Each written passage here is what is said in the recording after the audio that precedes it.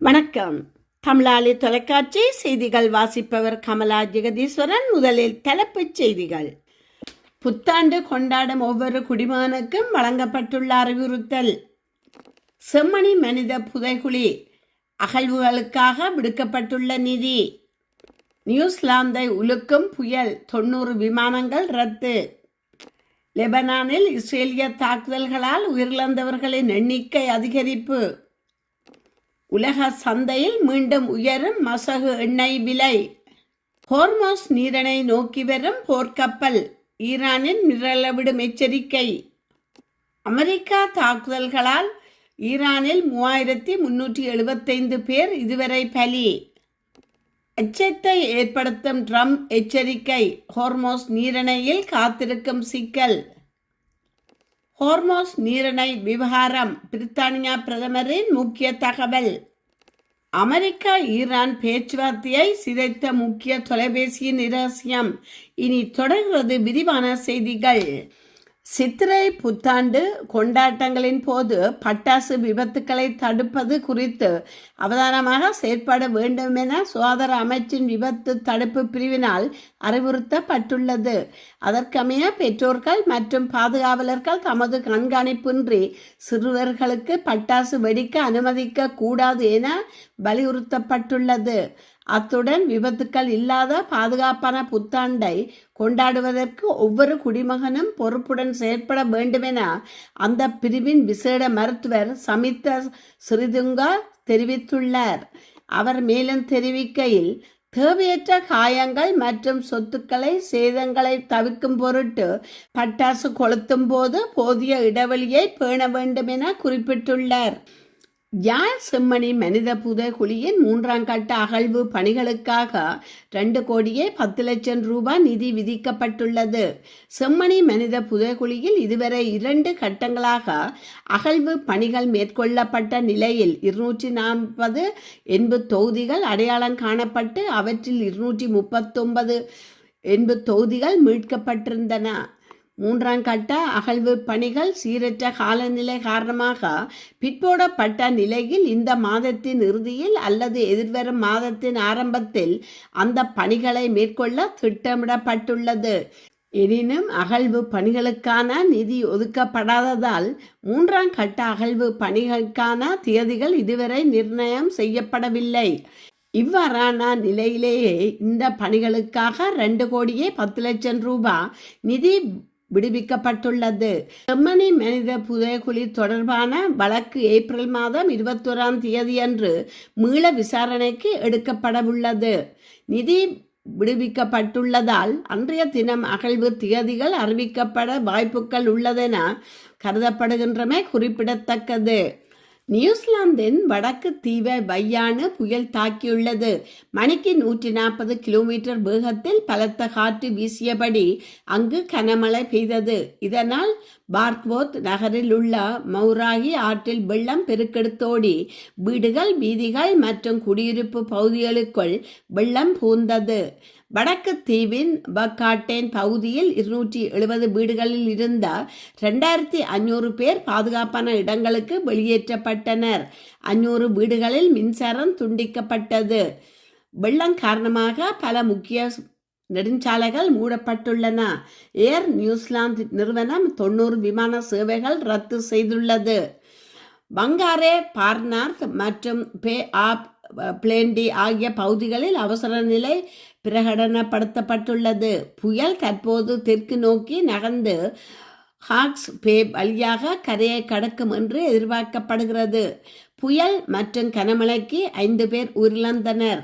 மாயமான 11 பேரை தேடி வருவதாக சர்வதேச ஊடகங்கள் தெரிவிக்கின்றன. லெபனானில் இஸ்ரேலிய தாக்குதல்களால் உயிரிழந்தவர்களின் எண்ணிக்கை 2055 அதிகரித்துள்ளது. கடந்த மார்ச் மாதம் 2ஆம் தேதி அன்று இஸ்ரேலிய தாக்குதல் தொடங்கியதில் இருந்து உயிரிழந்தவர்களின் எண்ணிக்கை தற்போது 2055 உயர்ந்துள்ளதாக லெபனானின் சுகாதார அமைச்சகம் தெரிவித்துள்ளது. மேலும் இதில் குறைந்தது 6,588 பேர் காயமடைந்துள்ளதாகவும் லெபனானின் சுகாதார அமைச்சகம் தெரிவித்துள்ளது.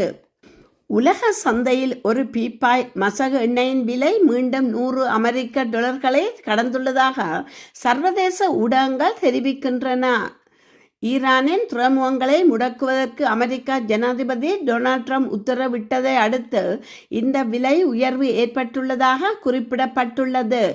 அதன்படி பிரெண்ட் வகை மசகு எண்ணெய் ஒரு பீப்பாய் மசகு எண்ணெயின் விலை 7% அதிகரித்து அதன் புதிய விலை $102 காணப்படுகிறது.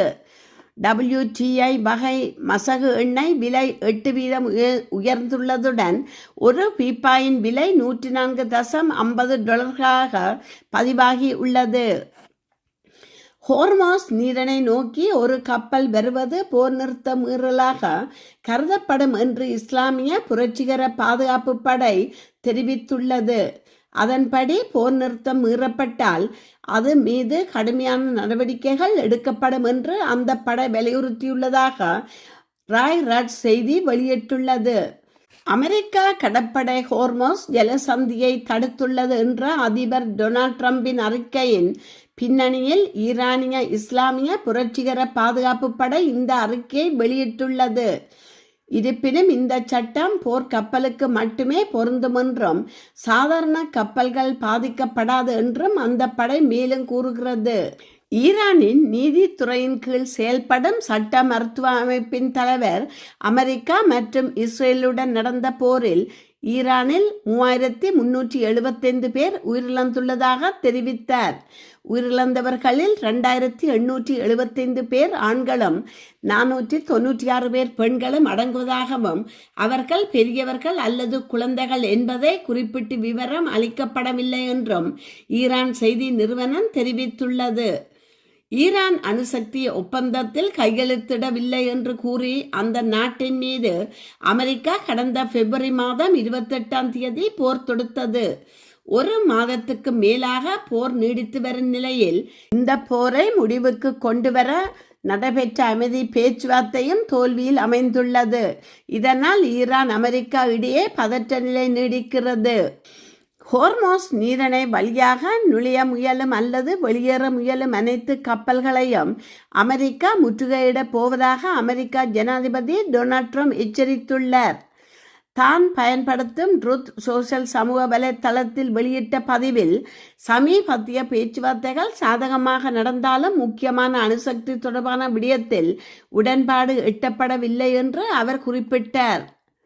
மேலும் கடல் போக்குவரத்து சுதந்திரம் குறித்து எதிர்காலத்தில் ஒப்பந்தம் ஏற்படலாம் என தெரிவித்த அவர் ஹோர்மோஸ் பகுதியில் பாதுகாப்பு சிக்கல்கள் இருப்பதாகவும் குறிப்பாக கன்னிவெடிகள் இருப்பதற்கான அபாயத்தை மறுக்க முடியாது என்றும் கூறினார். இதற்கான ஈரான் மீது அவர் மறைமுகமாக குற்றச்சாட்டு முன்வைத்துள்ளார். அதே நேரத்தில் சர்வதேச கடற்பரப்பில் இயங்கும் சில கப்பல்கள் ஈரானுக்கு கட்டணம் செலுத்துகின்றன என்ற தகவல்களை தொடர்ந்து அவற்றை தேடி தடுத்து நிறுத்த அமெரிக்கா கடற்படைக்கு உத்தரவிட்டுள்ளதாக அவர் தெரிவித்துள்ளார். மேலும் ஹோர்மோஸ் நீரிணையில் பாதிக்கப்பட்டிருக்கக்கூடிய கன்னிவெடிகளை அகற்றும் நடவடிக்கைகளும் ஆரம்பிக்கப்பட உள்ளதாக அவர் குறிப்பிட்டுள்ளார். சட்டவிரோத கட்டண முறைகள் மூலம் பயணம் கொள்ளும் கப்பல்களுக்கு பாதுகாப்பு உறுதி செய்யப்பட மாட்டாது என்றும் அமெரிக்கா அல்லது அமைதியான கப்பல்களுக்கு எதிராக ஏதேனும் தாக்கல் நடத்தப்பட்டால் கடுமையான பதிலடி வழங்கப்படும் என்றும் அவர் எச்சரித்தார். இது பாதுகாப்பு நடவடிக்கைகள் விரைவில் அமலுக்கு வரும் எனவும் அவர் தனது பதிவில் தெரிவித்துள்ளார். ஹோர்மோஸ் நீரிணையை சுற்றியுள்ள பதற்ற நிலைக்கு மத்தியில் அந்த பகுதியில் எந்தவொரு முற்றுகை நடவடிக்கையிலும் பிரிட்டன் ஈடுபட மாட்டாது என கியர் ஸ்டார்மர் தெரிவித்துள்ளார். வெளியிட்டுள்ள குறிப்பில் கடல் போக்குவரத்து சுதந்திரத்தை பாதுகாக்கும் நோக்கில் பிரான்ஸ் மற்றும் ஸ்பெயின் உள்ளிட்ட கூட்டாளி நாடுகளுடன் இணைந்து விரைவாக ஒரு விரிவான கூட்டணியை உருவாக்கும் பணியில் ஈடுபட்டு வருவதாக அவர் குறிப்பிட்டுள்ளார். மேலும் மற்ற நாடுகள் தங்கள் விவகாரங்களை எவ்வாறு நிர்வகிக்க வேண்டும் என்பதை அமெரிக்கா தீர்மானிக்க முடியாது என்றும் அவர் வலியுறுத்தியுள்ளார்.